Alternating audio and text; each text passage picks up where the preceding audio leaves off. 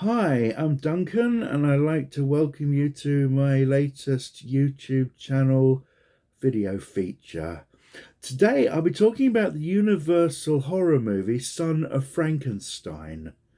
So it was shot in the late part of 1938 and released early in 1939. The movie was a smash hit and the third in the Frankenstein franchise. Colin Clive, who played Dr. Frankenstein in both Frankenstein and Bride of Frankenstein, has sadly died. He left a cinema career. It was only about 6 years, but he'd made some very fine films. But his health had been very poor, and he's not forgotten in Son of Frankenstein. There's a wonderful painting of him up in the Frankenstein castle. Um, it basically stars Basil Rathbone as the son of Frankenstein, who comes with his wife. Um, and she's played by Josephine Hutchinson. That's Elsa.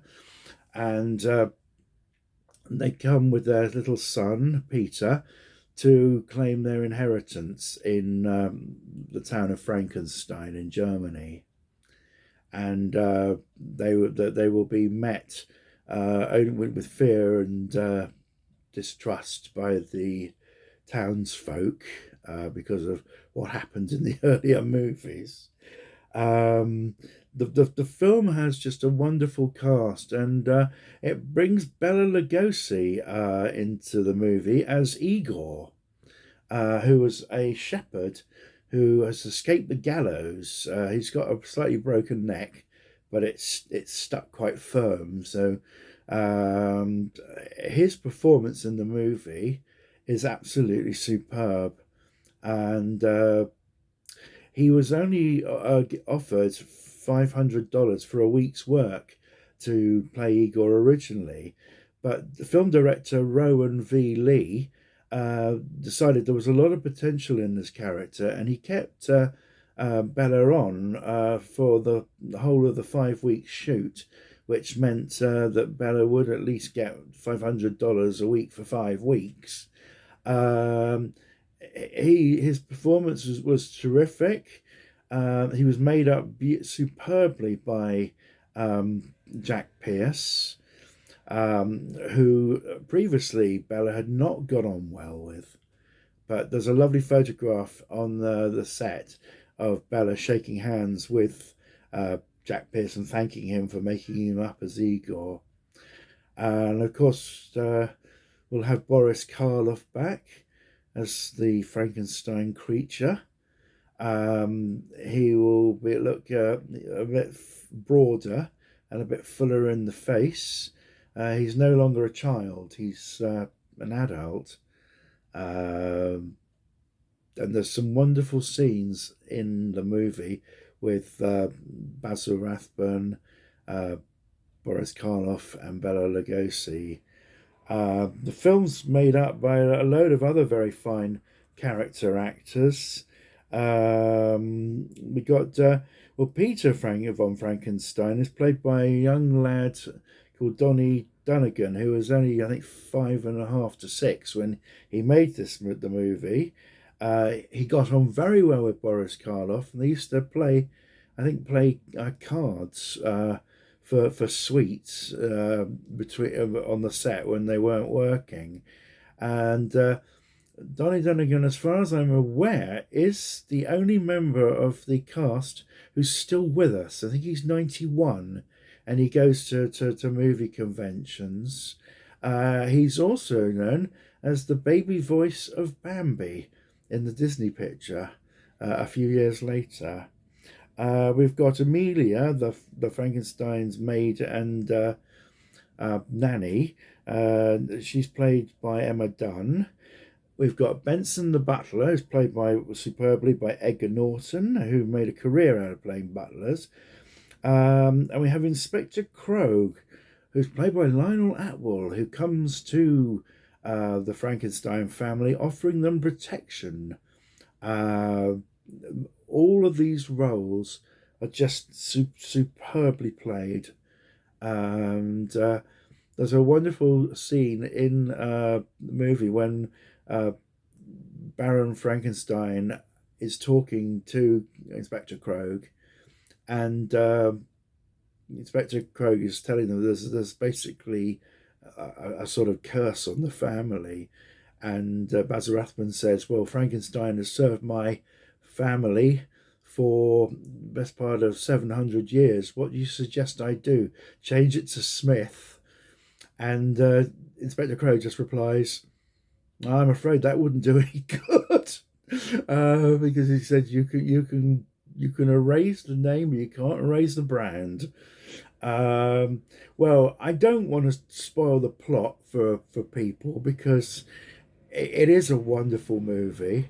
Probably the nearest we'll ever get to a a family horror movie, because it's got pretty much that perfect blend of mystery, fear, suspense, even a comedy. It's a wonderful bit when Bella he coughs into he's been brought by the town before the townspeople to answer certain questions, and he coughs all over them, saying, "I'm sorry, a bone stuck in my throat." Um, Dennis Gifford called it the first of the new wave of horrors, the last of the great ones.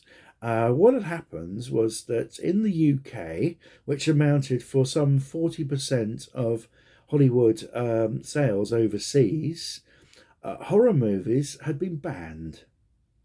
And this caused Hollywood basically to virtually shut down making horror movies for a couple of years until the British Board of Film Classification, or censors as they were known in those days, came up with an H certificate for horror. And then horror movies came back into the country. You had to be 16 to be able to see them. And Universal decided to start the ball off with another Frankenstein movie. And so impressed were Universal with Bella's performance that they gave him, they told him that they were going to give him another star vehicle, which was supposed to be the Wolfman. But this didn't happen. Bella would be in the Wolfman, but he'd be playing below Lon Chaney, who had the title role. But he plays Igor in another film, The Ghost of Frankenstein, in a few years' time.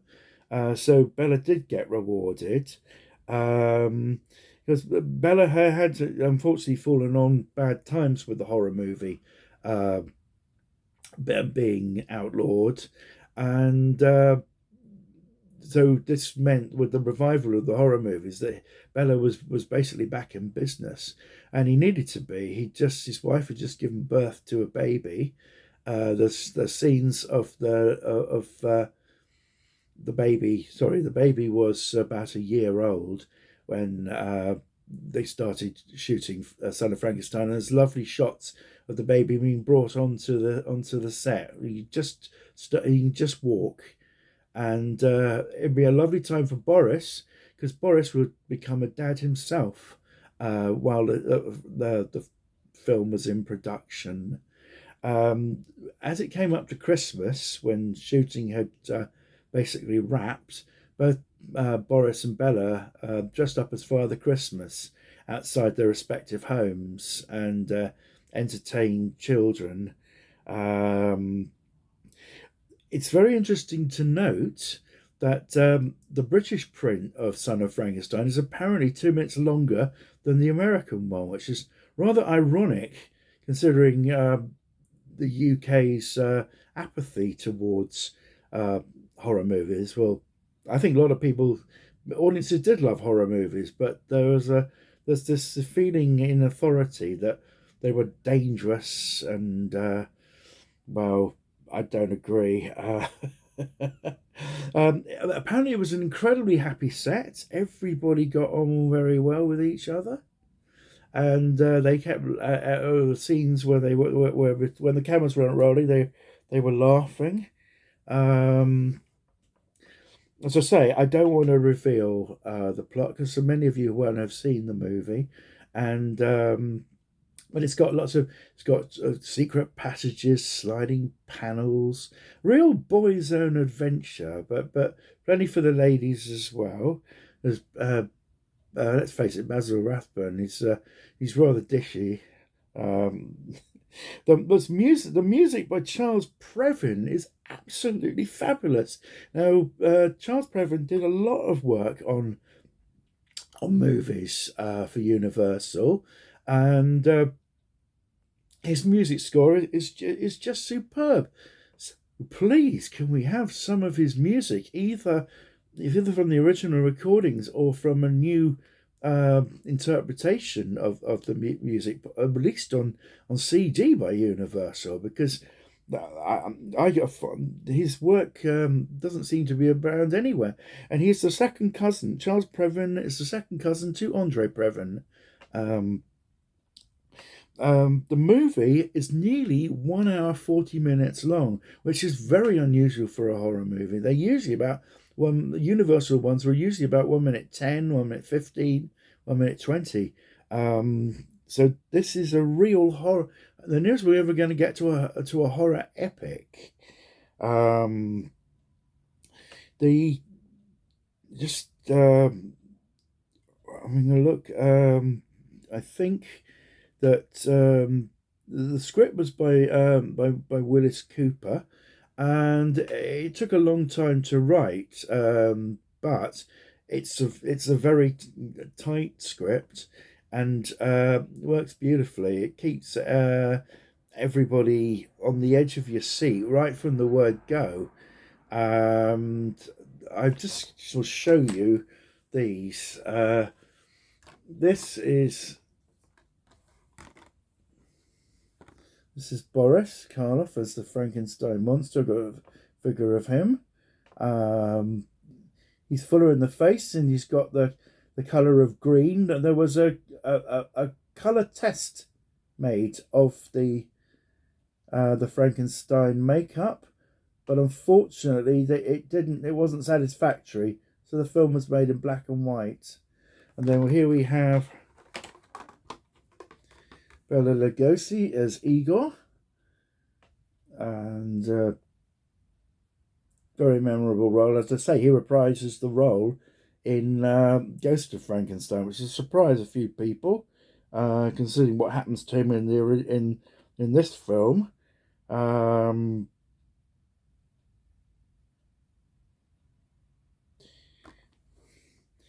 As I say, it's Basil Rathbone was just about to star in The Hound of the Baskervilles, which apparently the day shooting wrapped on Son of the Frankenstein, he was off to 20th Century Fox to make The Hound of the Baskervilles, which would be a massive success and would be followed by The Adventures of Sherlock Holmes. Before the series was taken over by RKO. And Basil would portray Sherlock Holmes, I think, in about 17 movies. There was a wonderful book written a few years ago called Who Framed Boris Karloff? I'm trying to find my copy because I've lost it amongst all my junk, but it's a wonderful, wonderful book. A fictitious story set around the making of Son of Frankenstein. It's got Basil having a sword fight. It's just great, a great fun.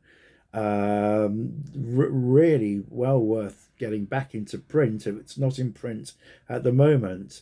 The film, of course, was not directed by James Whale, who was still with Universal. He was making a film called Green Hell, but he had fallen from grace a bit with the system with Universal over his behaviour when they loaned him out to another film.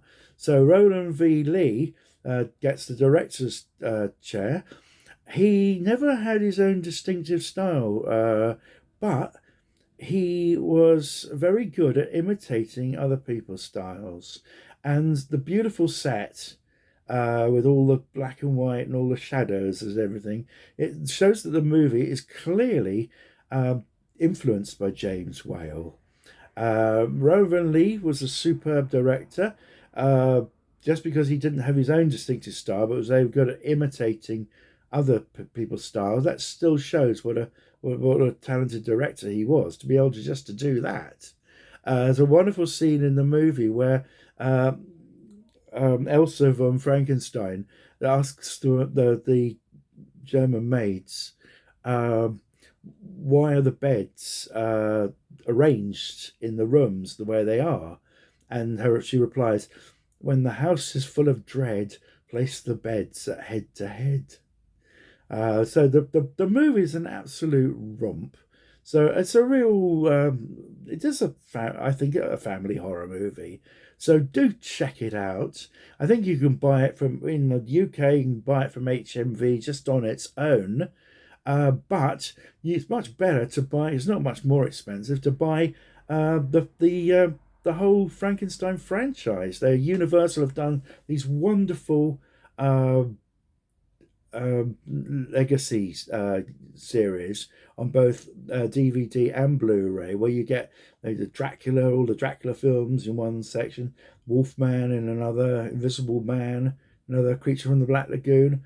They're really worth these Universal films. They're tremendous fun, and they're superbly made, and they're well worth checking out. So do have a look at The Son of Frankenstein. I don't think you'll be disappointed.